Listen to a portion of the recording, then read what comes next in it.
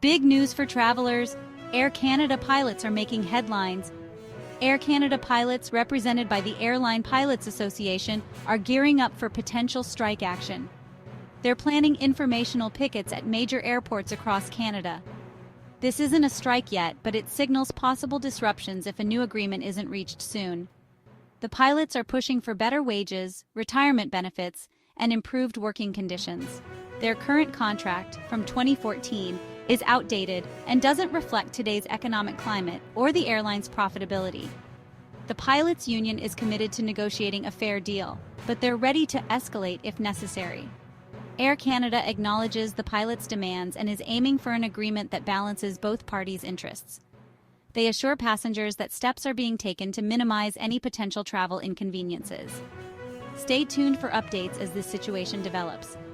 If you're flying soon, keep an eye on the news and plan accordingly. Thanks for watching, and don't forget to like and subscribe for more updates. The potential strike could have significant impacts on travel plans, so it's crucial to stay informed.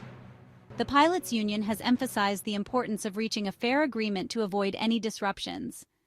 Air Canada is working diligently to address the pilots' concerns while ensuring smooth operations.